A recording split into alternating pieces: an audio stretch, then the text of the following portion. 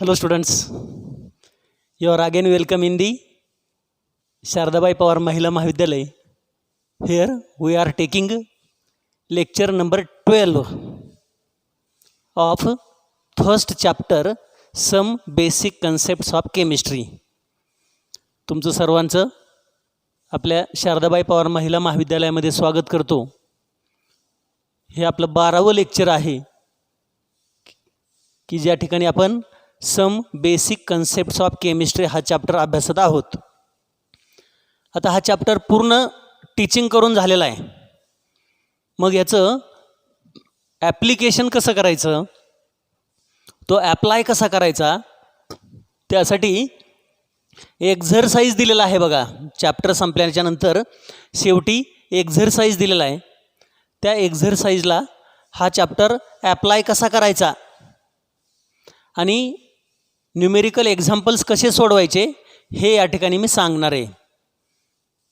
How to solve the problems म्हणजे गणितं कशी सोडवायची हे आपण या ठिकाणी अभ्यासणार आहोत. जी थिअरी शिकलेलो आहोत तीच थिअरी या ठिकाणी वापरायची आहे. चॅप्टर संपल्याच्या नंतर पुस्तकामध्ये शेवटी दिलेला हा एक्झरसाइज आहे. याच्यामधला थेरॉटिकल पार्ट तुम्हाला सहजासहजी समजेल. त्यामुळं थेरॉटिकल पार्ट हा तुम्ही होमवर्क म्हणून सोडवायचा आहे. होमवर्क काही मॅथमॅटिकल पार्टसुद्धा तुम्ही होमवर्क म्हणून सोडवायचा आहे. परंतु जो सोडवून देणं बेसिकली गरजेचं वाटतं की जेणेकरून पुढं तुम्हाला ॲप्लिकेशन करून उरलेले प्रॉब्लेम्स तुम्हाला सोडवता येतील. अशा विचाराने काही प्रॉब्लेम्स, काही टिपिकल एक्झाम्पल्स मी या ठिकाणी सोडवून देत आहे. पैकी तुमच्या पुस्तकामध्ये असणारं पान नंबर 11वरचा पहिलाच प्रश्न, क्वेश्चन नंबर 1 लिहिले बघा मी इथं. 1 काय आहे तो?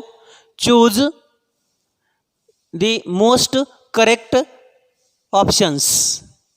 Choose the most correct options असा क्वेश्चन नंबर 1 आहे. त्याच्यातले मी 4 प्रश्न इथं घेणार आहे फक्त मॅथमॅटिकल. कोणकोणते? सी, त्याच्यानंतर एफ, त्यानंतर जी आणि त्याच्यानंतर एच.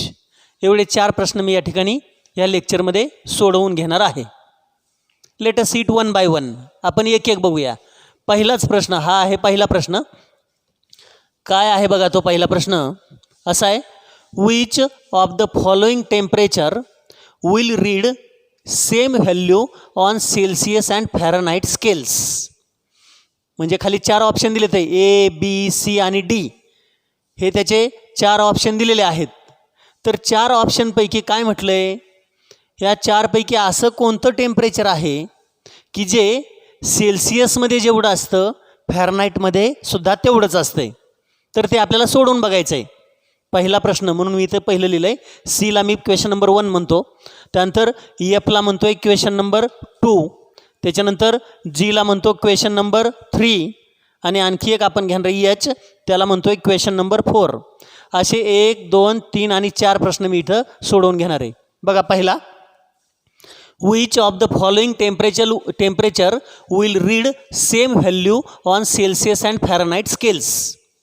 सेल्सियस आणि फॅरनहाइट स्केलवरती सारखं एकच व्हॅल्यू कोणत्या टेम्परेचरला येते? ए, बी, सी आणि डी. 4 ऑप्शनपैकी सोडवून बघूया. आपल्याला रिलेशन माहिती आहे. काय असतं relation? Degree Fahrenheit will be equal to 9/5 into degree Celsius plus 32. एक एक सोडून बघूया. पहिलं ऑप्शन ए दिलेलं आहे -40. मग पहा इथं -40 सबस्टिट्यूट करून किती आन्सर येते ते काढायचं. पुन्हा या ठिकाणी सुद्धा -40 सबस्टिट्यूट करून किती आन्सर येते ते काढायचं. अगोदर इथं सबस्टिट्यूट करूया. पहिलं एक मी सोडून दाखवतो. Degree Fahrenheit is equal to 9/5 into -40 plus 32. So it is equal to 5 8 जार 40, 9 into -8, so -72 plus 32. So this will be -40. म्हणजे फॅरनहाइटमध्ये ॲन्सर किती आलं इथं? -40. आता इथं आपण -40 घेतलेलं होतं फॅरनाईटसुद्धा किती आलेलं आहे -40. म्हणजे दोन्ही सारखे आले ना, हे -40 आणि हे सुद्धा काय आहे -40 आलं. म्हणून पहिलंच ऑप्शन बरोबर आहे. बघा सेल्सिअसच्या ठिकाणी मी -40 सबस्टिट्यूट केलं तर फॅरनाईटसुद्धा किती येतं आहे -40च येतं. दोन्ही बाजूला ॲन्सर सेम आहेत. हे -40, हे -40 आणि हे सुद्धा -40 येते लक्षामध्ये. म्हणून ऑप्शन ए इज करेक्ट. त्याचं ऑप्शन कोणतं बरोबर आहे म्हणायचं ए. +40 जर टाकलं तर तसं होणार नाही बरं का. समजा +40 टाकून बघा, जर इथं +40 टाकलं तर इकडं 40 येतं आहे का, +40 येते का बघूया. Fahrenheit is equal to 9/5 × 40 +32. So 5 8 जार 40, 9 8 जार 72 +32 104. बघा आता आलं का दोन्ही सारखी उत्तरं. फॅरनाईट किती येतं आहे 104, सेल्सिअस किती आहे 40. दोन्ही आन्सर सेम आहेत का डिफरंट, डिफरंट. म्हणून बी हे उत्तर आहे का दुसरं, नाही हे उत्तर नाही. तसंच या ठिकाणी येणार नाही, इथं सुद्धा येणार नाही. फक्त ए ऑप्शनला जेवढं फॅरनाईट आहे तेवढंच काय आहे degree Celsius. So option A is correct. पहिलंच ऑप्शन त्या ठिकाणी बरोबर आहे. दुसरा question, which of the following has maximum number of molecules. Which of the following has maximum number of molecules. जास्तीत जास्त मॉलिक्यूल कशामध्ये आहेत. 7 ग्रॅम नायट्रोजनमध्ये आहेत का 2 ग्रॅम नायट्रोजनमध्ये आहेत का 8 ग्रॅम ऑक्सिजनमध्ये का 2 ग्रॅम नायट्रोजन डायऑक्साईड. दुसरं ऑप्शन काय आहे पुन्हा एकदा बघा. दुसरं ऑप्शन 2 ग्रॅम नायट्रोजन नाही, इथं आहे 2 ग्रॅम हायड्रोजन. 2 ग्रॅम हे आहे हायड्रोजन. आपल्याला ते शोधायचं आहे. काय शोधायचं की हे 4 दिले तर ऑप्शन ए बी सी आणि डी. तर ह्याच्यात सगळ्यात जास्त मॉलिक्यूल कशामध्ये असतील. आपल्याला एक माहिती आहे की 1 मोल जर असेल, 1 mole of any gas any substance किती मॉलिक्यूल असतात 6.022 × 10⁻23 मॉलिक्युल्स. 1 मोल जर असेल तर एवढे मॉलिक्युल्स असतात, हे आपल्याला माहिती. मग आता फक्त मोल काढूया सगळ्यांचे, नायट्रोजन, हायड्रोजन, ऑक्सिजन आणि नायट्रोजन डायऑक्साईड. फक्त मोल्स काढायचे. मोल काढायचा फॉर्म्युला माहिती, number of mole is equal to काय फॉर्म्युला होता, mass given or mass in gram divided by molar mass. मग पहिल्या केसमध्ये बघूया. पहिलं कशाच दिलेलं आहे नायट्रोजन 7 ग्रॅम, 7 भागिले नायट्रोजनचं molar mass. Molar mass nitrogen म्हणजे N2 किती असतं 28, 7 भागिले 28. दुसरं 2 gram hydrogen, 2 grams of hydrogen म्हणजे 2 भागिले molar mass of hydrogen. Hydrogen किती असतं 2. तिसरं 8 ग्रॅम ऑफ ऑक्सिजन म्हणजे 8 divided by molar mass of oxygen किती आहे 32. आणि शेवटचं चौथं बघा 20 gram nitrogen dioxide, 20 divided by nitrogen डायऑक्साईडमध्ये नायट्रोजनचं 14 आणि ऑक्सिजनचं 32. इथं लिहिलं आपण नायट्रोजनचं 14 N बरं का, N म्हणून 14. हे काय आहे N2. N2 आहे म्हणून किती घेतलं आहे 28, परंतु N असल्यामुळे 14. 14 आणि 32 किती झालं 44. 14 आणि 32 46. मग आता ह्यांची उत्तर काढू. 7 भागिले 28 म्हणजे 0.25, 1/4. हे किती आहे 1, हे आहे 0.25 आणि हे 20 भागिले 46 म्हणजे 0.25 पेक्षा थोडंसं जास्ती येईल. 10 भागिले 23 असं आहे ते. 0.25पेक्षा जास्ती म्हणजे जर इथं 40 असतं तर 5 आलं असतं. 40पेक्षाही जास्त आहे हे, म्हणजे उत्तर त्याच्यापेक्षा आणखी कमी येईल. 0. जर हे बघा 20/40 असं असतं तर 0.5 आलं असतं. हे 40पेक्षाही जास्त आहे म्हणजे उत्तर आणखी कमी येईल. साधारणपणे उत्तर 0.35च्या दरम्यान वगैरे काहीतरी असेल. हे काय काढले? Number of moles. मग 1 मोलमध्ये एवढे मॉलिक्यूल, ह्या मोलमध्ये 0.25मध्ये तेवढे असतील का कमी असतील? त्याच्यापेक्षा कमी असतील. याच्यामध्येही 1पेक्षा कमी असतील, याच्यामध्ये सुद्धा 1पेक्षा कमी असतील. मग सगळ्यात जास्त मॉलिक्यूल कशामध्ये आहेत? 2 ग्रॅम हायड्रोजन. कारण 2 ग्रॅम हायड्रोजन म्हणजे किती झाला? तो 1 मोल झाला आणि 1 मोलमध्ये एवढे मॉलिक्युल्स असतात. म्हणून इथं करेक्ट ऑप्शन काय आहे? B. Second option is correct. Now see the next question.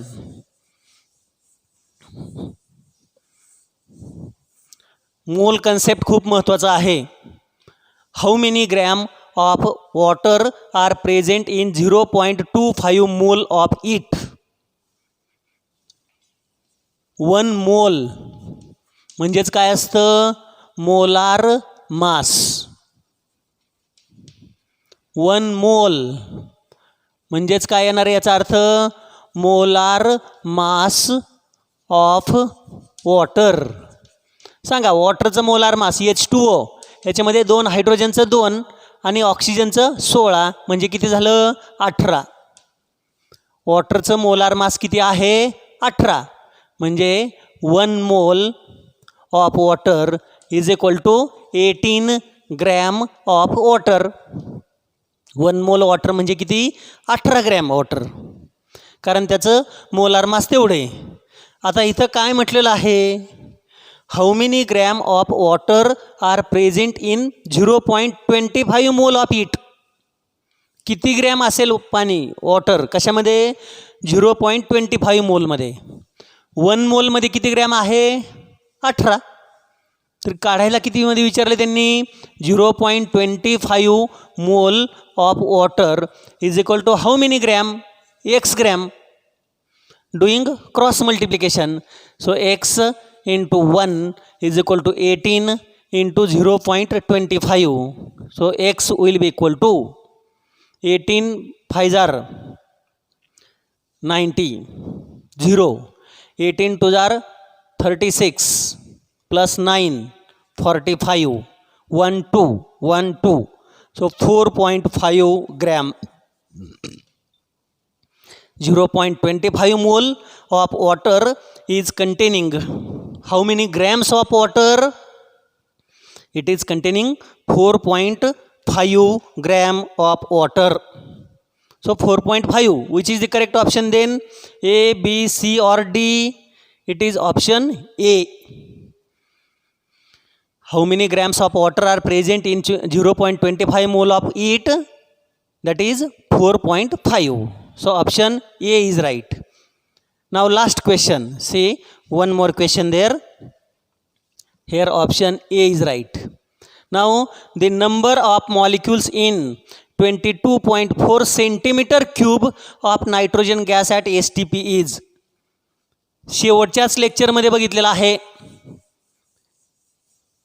Just याच्या अगोदरच्याच लेक्चरमध्ये बघितलेला आहे. Moles and gases. शेवटचा भाग बघा, आठवत असेल तर.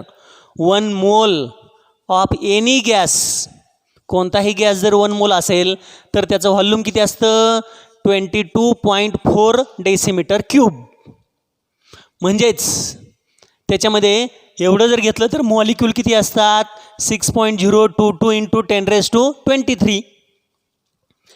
1 मोल गॅसचं एवढं व्हॉल्यूम असतं आणि त्याच्यामध्ये एवढे मॉलिक्युल्स असतात. त्याला आपण म्हणतो अव्होगाड्रोज नंबर. एवढे मॉलिक्युल्स असतात ह्या डेसिमीटर क्यूबमध्ये ते मॉलिक्यूल. आता इथं किती दिलेलं आहे? 22.4 सेंटीमीटर क्यूब दिले बरं का, डेसिमीटर क्यूब नाही. तर पहा, 1 centimetre cube is equal to 10⁻³ decimetre cube. म्हणजे इथं दिलेलं आहे 22.4 centimetre cube is equal to decimetre cube किती होईल 22.4 10⁻³ डेसिमीटर क्यूब. अगोदर काय केलं मी या सेंटीमीटर क्यूबचं कन्व्हर्जन डेसिमीटर क्यूबमध्ये करून घेतलं. कशामुळे केलं लक्षात आलं का? कारण आपल्याला माहिती 1 मोल ऑफ गॅस हा डेसिमीटर क्यूबमध्ये एवढा असतो. डेसिमीटर क्यूबमध्ये यांनी सेंटीमीटर क्यूबमध्ये दिलेलं होतं म्हणून त्याचं कन्व्हर्जन कशात करावं लागतं आपल्याला डेसिमीटर क्यूबमध्ये. मग आता रिलेशन मांडायचं.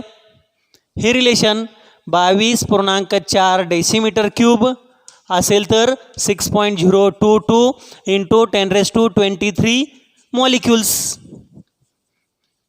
तर आपल्याकडे किती आहे 22.4 10⁻³ decimetre cube is equal to how many molecules x molecules. आता हे क्रॉस मल्टिप्लिकेशन करून मग सहजासहजी सोडवता येईल. तिरकस गुणाकार केल्यानंतर x multiplied by 22.4 equal to 6.022 into 10⁻23 into हे 22.4 इंटू 10⁻³ हे 22.4 राईटला घ्या. राईटला घेतलं तर काय होईल ते खाली जाईल. हा एक इथे लिहितोय हे खाली जाईल. 22.4 हे कॅन्सल झालं. 10⁻³ तर 20 आहे म्हणजे काय राहील 6.022 इंटू 10⁻20 मॉलिक्युल्स. बघा मग कोणतं उत्तर आहे ऑप्शन ए. अशा प्रकारे हे प्रश्न सोडवावे लागतील. त्यासाठी मोल कन्सेप्ट याच्यावरती सगळ्यात जास्त भर द्यायचा आहे. मोल कन्सेप्ट शेवटचं लेक्चर आणि त्याच्या अगोदरचं शेवटचे 2 लेक्चर खूप महत्त्वाचे आहेत. कोणताही सबस्टन्स 1 मोल जर गॅस असेल तर त्याचं व्हॉल्यूम एवढं असतं आणि त्याच्यामध्ये एवढे मॉलिक्युल्स असतात. मोल आणि मॉलिक्युल्स याच्यामध्ये गोंधळ घालायचा नाही, कन्फ्युजन करू घ्यायचं नाही. 1 मोल ऑफ गॅस म्हटलं की एवढे मॉलिक्युल्स आणि त्याचं व्हॉल्यूम किती असतंय 22.4 डेसिमीटर क्यूब. मग हे सेंटीमीटर क्यूबचं डेसिमीटर क्यूबमध्ये कन्व्हर्जन करता यायला पाहिजे आणि मग त्यानुसार आपल्याला खाली सोडवता येईल. त्याचं ॲन्सर काय येतं आहे ऑप्शन ए. पुढच्या लेक्चरला आणखी आपण काही प्रॉब्लेम्स घेणार आहोत.